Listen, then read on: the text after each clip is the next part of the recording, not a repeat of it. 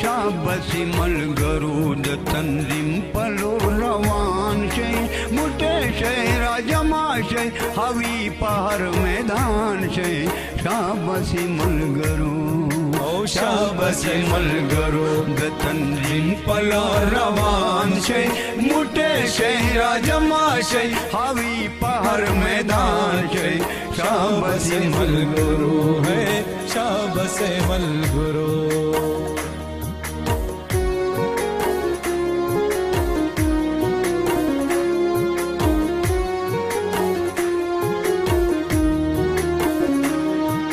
शाबसी मलगरू खपल सपना बराबर कड़ी शाबसी मलगरू खपल सपना बराबर कड़ी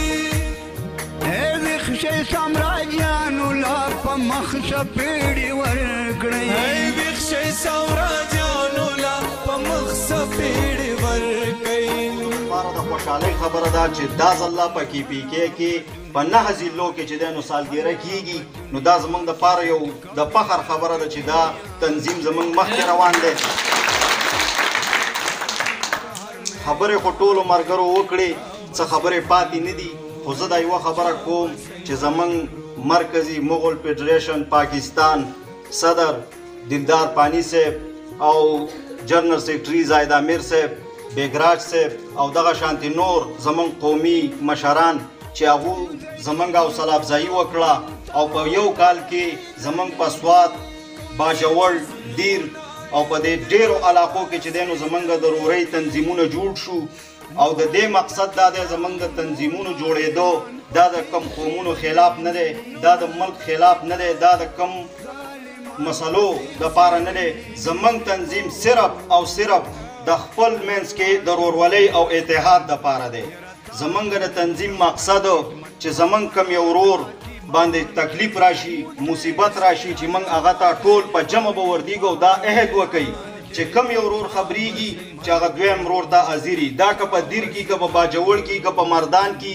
دغه شانتې زمونږ د یو څو ورونو مسلې راغلې وي او د دې تنظیم د برکته چې دی نو ډېرې په اسانۍ سره هغه مسلې حل شوې زمونږ د ورونو نن د ظهیر الدین محمد بابر 539 سالګیره ده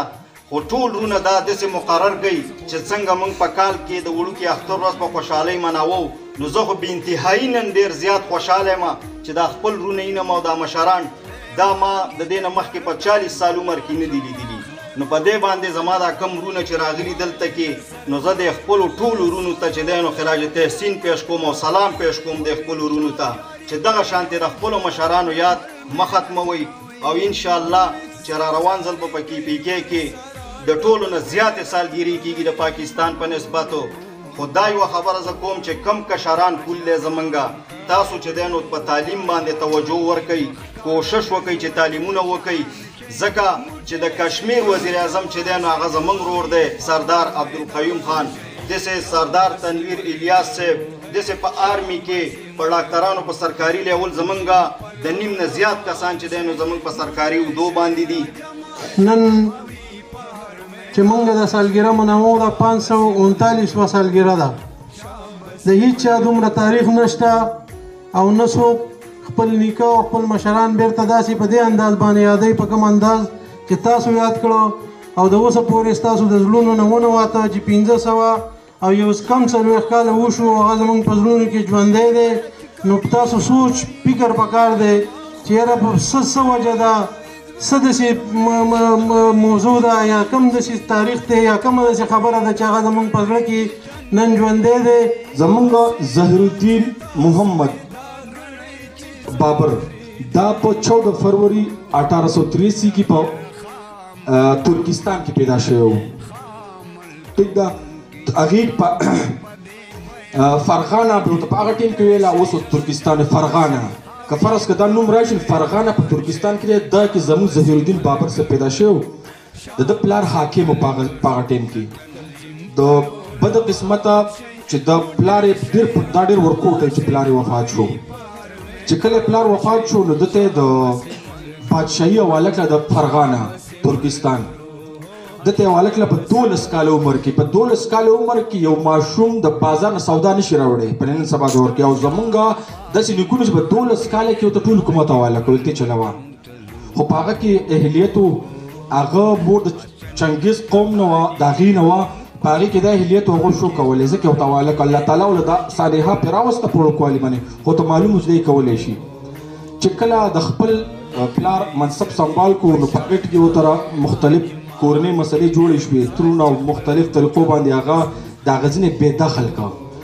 فرغانه نه راووتو، حکومت یې ترې واخیستو. چې حکومت یې ترې واخیست نو بیا هغه راغی او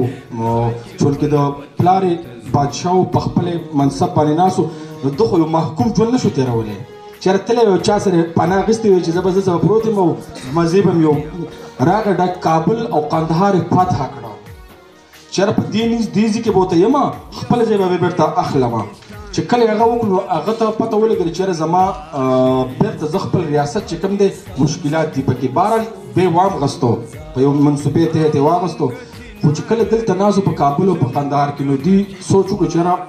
د مشرق طرف ته یې وکړه چې چېرې دا خو هم ډېره غټه علاقه ده، دا به نیسو، زه به دلي ته به ځان رسوو. چونکې په هغه ټایم کې دلي چې کوم و نو دا ډېر زیات آباد و. نو هغه وویل چېرې به د افغانستان د کابل نه او د قندهار نه ډایرکټ لاړو مختلف سیالکوټ او باجوړ او دا علاقې فتح کولې او په خیبر باندې لاړ هندوستان ته. نو چې کله دا لاړ او دا مختلف معرکې رالې په 1926 کې مغلي حکومت په 1526 کې مغلي حکومت په کابل کې جوړ په هندوستان کې جوړ کړو. ټیک شو، په هندوستان کې حکومت جوړ کړو او دو ټول علاقه پر صغیر باندې صرف د مغلي حکومت و. ټول خلک دغه ماتحت شو، که هغه هندو دی که هغه هر برادري وه ټول د ماتحت شو. بلکل ویل ستا ماتحت یو موږ